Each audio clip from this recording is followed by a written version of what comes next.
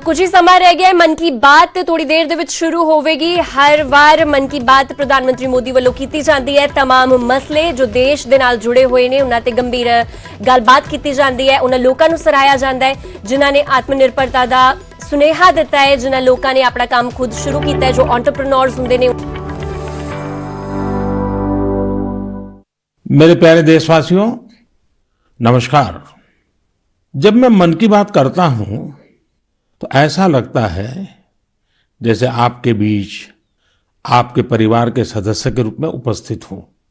हमारी छोटी छोटी बातें जो एक दूसरे को कुछ सिखा जाए, जीवन के खट्टे मीठे अनुभव जो जी भर के जीने की प्रेरणा बन जाए, बस यही तो है मन की बात। आज 2021 की जनवरी का आखिरी दिन है। क्या आप भी मेरी तरह ये सोच रहे हैं कि अभी कुछ ही दिन पहले तो 2021 शुरू हुआ था? लगता ही नहीं कि जनवरी का पूरा महीना बीत गया है। समय की गति इसी को तो कहते हैं। कुछ दिन पहले की ही तो बात लगती है जब हम एक दूसरे को शुभकामनाएं दे रहे थे। फिर हमने लोहड़ी मनाई, मकर संक्रांति मनाई, पोंगल, बिहू मनाया। देश के अलग अलग हिस्सों में त्योहारों की धूम रही। 23 जनवरी को हमने नेताजी सुभाष चंद्र बोस के जन्मदिन को पराक्रम दिवस के तौर पर मनाया और 26 जनवरी को गणतंत्र दिवस की शानदार परेड भी देखी। राष्ट्रपति जी द्वारा संसद के संयुक्त सत्र को संबोधन के बाद बजट सत्र भी शुरू हो गया है। इन सभी के बीच एक और कार्य हुआ जिसका हम सभी को बहुत इंतजार रहता है। ये है पद्म पुरस्कारों की घोषणा। राष्ट्र ने असाधारण कार्य कर रहे लोगों को उनकी उपलब्धियां और मानवता के प्रति उनके योगदान के लिए सम्मानित किया। इस साल भी पुरस्कार पाने वालों में वे लोग शामिल हैं जिन्होंने अलग अलग क्षेत्रों में बेहतरीन काम किया है। अपने कामों से किसी का जीवन बदला है, देश को आगे बढ़ाया है। यानी जमीनी स्तर पर काम करने वाले अनसंग हीरोज को पद्म सम्मान देने की जो परंपरा देश ने कुछ वर्ष पहले शुरू की थी, वो इस बार भी कायम रखी गई है। मेरा आप सभी से आग्रह है कि इन लोगों के बारे में, उनके योगदान के बारे में जरूर जानें। परिवार में उनके बारे में चर्चा करें। देखिएगा सबको इससे कितनी प्रेरणा मिलती है। इस महीने क्रिकेट पिच से भी बहुत अच्छी खबर मिली। हमारी क्रिकेट टीम ने शुरुआती दिक्कतों के बाद शानदार वापसी करते हुए ऑस्ट्रेलिया में सीरीज जीती। हमारे खिलाड़ियों का हार्डवर्क और टीम वर्क प्रेरित करने वाला है। इन सब के बीच दिल्ली में 26 जनवरी को तिरंगा का अपमान देख देश बहुत दुखी भी हुआ। हमें आने वाले समय को नई आशा और नवीनता से भरना है। हमने पिछले साल असाधारण संयम और साहस का परिचय दिया। इस साल भी हमें कड़ी मेहनत करके अपने संकल्पों को सिद्ध करना है। अपने देश को और तेज गति से आगे ले जाना है। मेरे प्यारे देशवासियों, इस साल की शुरुआत के साथ ही कोरोना के खिलाफ हमारी लड़ाई को भी करीब करीब 1 साल पूरा हो गया है। जैसे कोरोना के खिलाफ भारत की लड़ाई एक उदाहरण बनी है, वैसे ही अब हमारा वैक्सीनेशन प्रोग्राम भी दुनिया में एक मिसाल बन रहा है। आज भारत दुनिया का सबसे बड़ा कोविड वैक्सीन प्रोग्राम चला रहा है। आप जानते हैं और भी ज्यादा गर्व की बात क्या है? हम सबसे बड़े वैक्सीन प्रोग्राम के साथ ही दुनिया में सबसे तेज गति से अपने नागरिकों का वैक्सीनेशन भी कर रहे हैं। सिर्फ 15 दिन में भारत अपने 30 लाख से ज्यादा कोरोना वॉरियर का टीकाकरण कर चुका है। जबकि अमेरिका जैसे समृद्ध देश को इसी काम में 18 दिन लगे थे और ब्रिटेन को 36 दिन। साथियों, मेड इन इंडिया वैक्सीन आज भारत की आत्मनिर्भरता का तो प्रतीक है ही, भारत के आत्मगौरव का भी प्रतीक है। नमो ऐप पर यूपी से भाई हिमांशु यादव ने लिखा है कि मेड इन इंडिया वैक्सीन से मन में एक नया आत्मविश्वास आ गया है। मदुरई से कीर्ति जी लिखती हैं कि उनके कई विदेशी दोस्त उनको मैसेज भेजकर भारत का शुक्रिया अदा कर रहे हैं। कीर्ति जी के दोस्तों ने उन्हें लिखा है कि भारत ने जिस तरह कोरोना से लड़ाई में दुनिया की मदद की है, उससे भारत के बारे में उनके मन में इज्जत और भी बढ़ गई है। कीर्ति जी, देश का ये गौरवगान सुनकर मन की बात के श्रोताओं को भी गर्व होता है। आजकल मुझे भी अलग अलग देशों के राष्ट्रपति और प्रधानमंत्रियों की तरफ से भारत के लिए ऐसे ही संदेश मिलते हैं। आपने भी देखा होगा, अभी ब्राजील के राष्ट्रपति ने ट्वीट करके जिस तरह से भारत को धन्यवाद दिया है, वो देखकर हर भारतीय को कितना अच्छा लगा। हजारों किलोमीटर दूर दुनिया के दूर सुदूर कोने के निवासियों को रामायण के उस प्रसंग की इतनी गहरी जानकारी है, उनके मन पर गहरा प्रभाव है।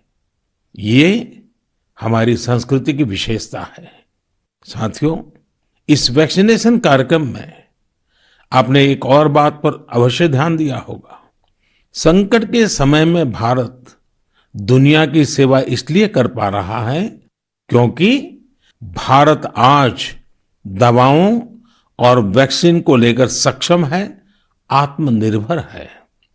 यही सोच आत्मनिर्भर भारत अभियान की भी है।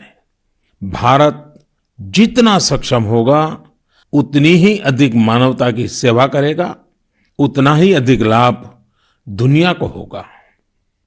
मेरे प्यारे देशवासियों, हर बार आपके ढेर सारे पत्र मिलते हैं। नमो ऐप और माय गॉव पर आपके मैसेजेस, फोन कॉल्स के माध्यम से आपकी बातें जानने का अवसर मिलता है। इन्हीं संदेशों में एक ऐसा भी संदेश है जिसने मेरा ध्यान खींचा। ये संदेश है बहन प्रियंका पांडे जी का। 23 साल की बेटी प्रियंका जी हिंदी साहित्य की विद्यार्थिनी है और बिहार के सिवान में रहती है। प्रियंका जी ने नमो ऐप पर लिखा है कि वो देश के 15 घरेलू पर्यटन स्थलों पर जाने के मेरे सुझाव से बहुत प्रेरित हुई थी। इसलिए 1 जनवरी को वो एक जगह के लिए निकली जो बहुत खास थी। वे जगह थी उनके घर से 15 किलोमीटर दूर देश के पहले राष्ट्रपति डॉक्टर राजेंद्र प्रसाद जी का पैतृक निवास। प्रियंका जी ने बड़ी सुंदर बात लिखी है कि अपने देश की महान विभूतियों को जानने की दिशा में उनका ये पहला कदम था। प्रियंका जी को वहां डॉक्टर राजेंद्र प्रसाद जी द्वारा लिखी गई पुस्तकें मिली, अनेक ऐतिहासिक तस्वीरें मिली। वाकई प्रियंका जी, आपका यह अनुभव दूसरों को भी प्रेरित करेगा। साथियों, इस वर्ष से भारत अपनी आजादी के 75 वर्ष का समारोह अमृत महोत्सव शुरू करने जा रहा है। ऐसे में यह हमारे उन महानायकों से जुड़ी स्थानीय जगहों का पता लगाने का बेहतरीन समय है जिनकी वजह से हमें आजादी मिली। साथियों, हम आजादी के आंदोलन और बिहार की बात कर रहे हैं तो मैं नमो ऐप पर ही की गई एक और टिप्पणी की भी चर्चा करना चाहूंगा। मुंगेर के रहने वाले जयराम विप्लव जी ने मुझे तारापुर शहीद दिवस के बारे में लिखा है। 15 फरवरी 1932 को देशभक्तों की एक टोली के कई वीर नौजवानों की अंग्रेजों ने बड़ी ही निर्ममता से हत्या कर दी थी।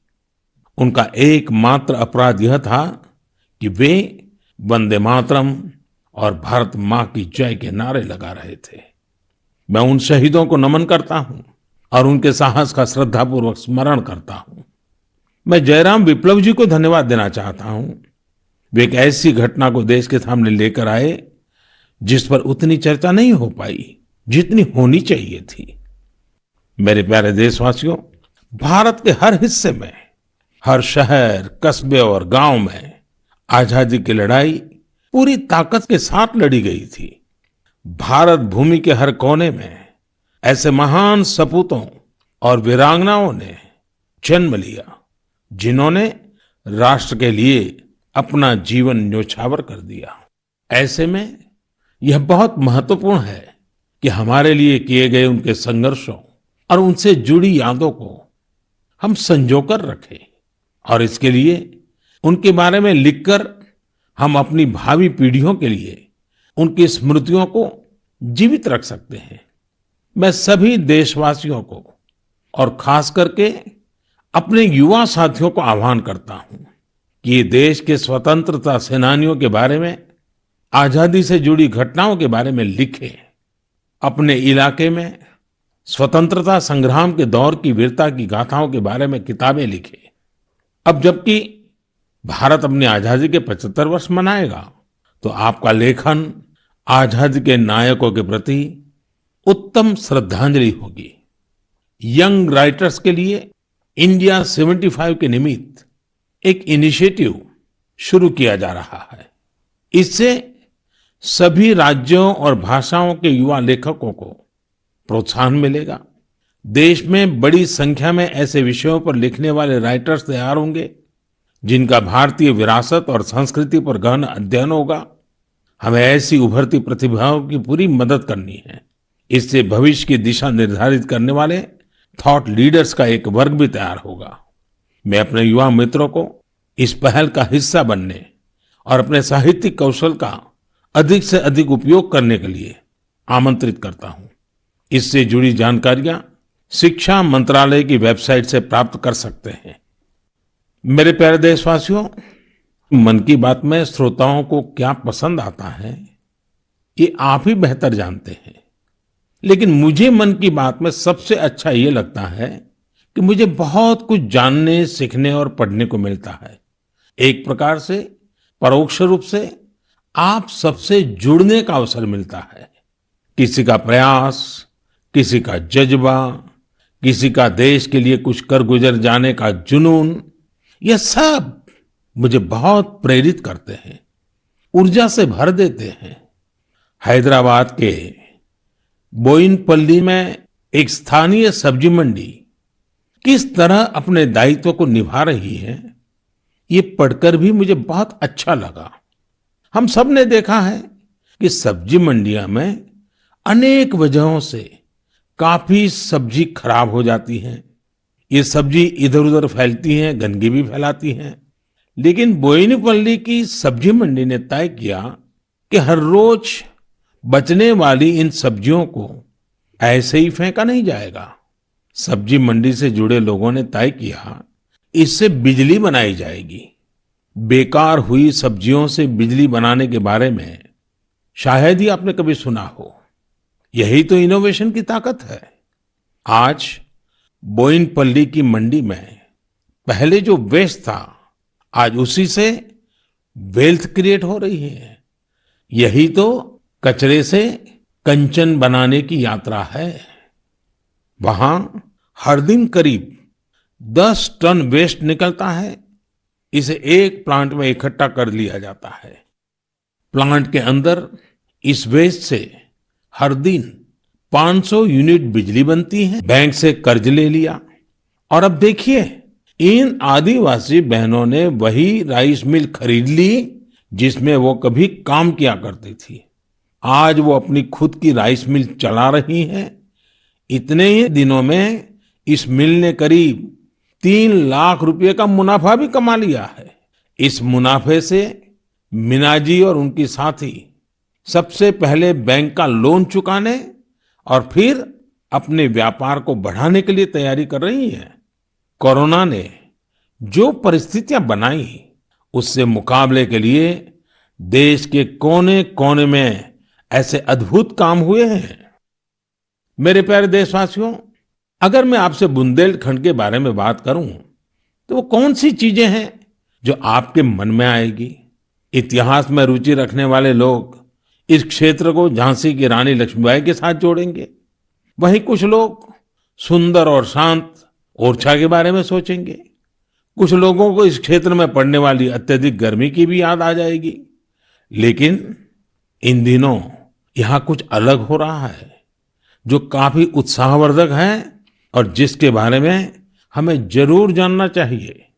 पिछले दिनों झांसी में 1 महीने तक चलने वाला स्ट्रॉबेरी फेस्टिवल शुरू हुआ। हर किसी को आश्चर्य होता है, स्ट्रॉबेरी और बुंदेलखंड, लेकिन यही सच्चाई है। अब बुंदेलखंड में स्ट्रॉबेरी की खेती को लेकर उत्साह बढ़ रहा है और इसमें बहुत बड़ी भूमिका निभाई है झांसी की एक बेटी गुरलीन चावला ने।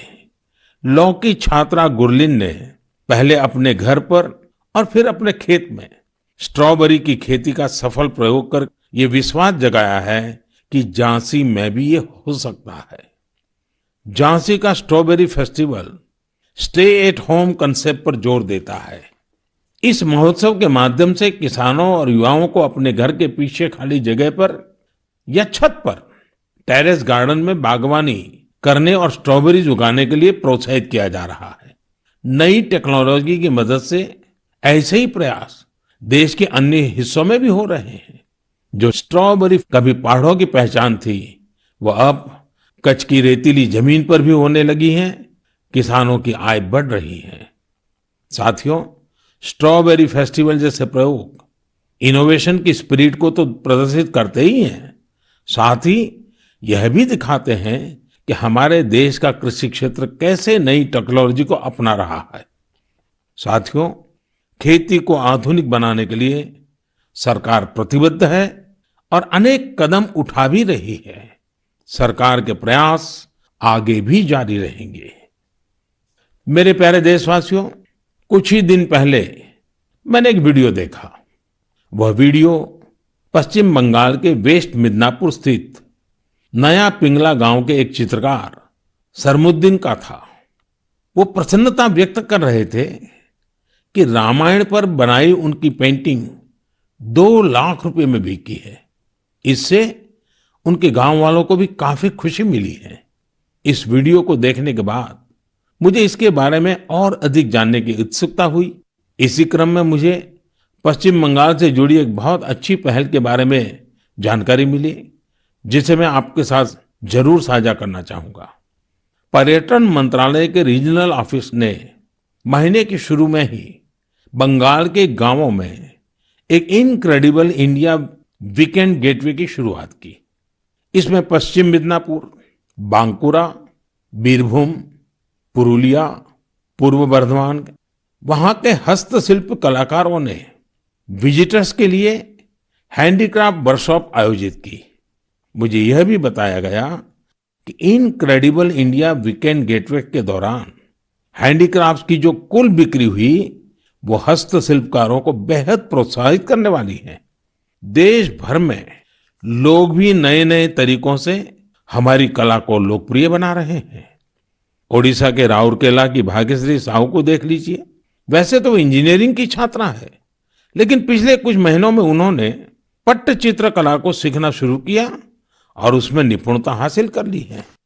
लेकिन क्या आप जानते हैं कि उन्होंने पेंट कहाँ किया? सॉफ्ट स्टोन्स पर। कॉलेज जाने के रास्ते में भाग्यश्री को ये सॉफ्ट स्टोन मिले। उन्होंने इन्हें एकत्र किया और साफ किया। बाद में उन्होंने रोजाना 2 घंटे इन पत्थरों पर पट्टचित्र स्टाइल में पेंटिंग की। वह इन पत्थरों को पेंट कर उन्हें अपने दोस्तों को गिफ्ट करने लगी। लॉकडाउन के दौरान उन्होंने बोतलों पर भी पेंट करना शुरू कर दिया। अब तो वो इस आर्ट पर वर्कशॉप भी आयोजित करती हैं। कुछ दिन पहले ही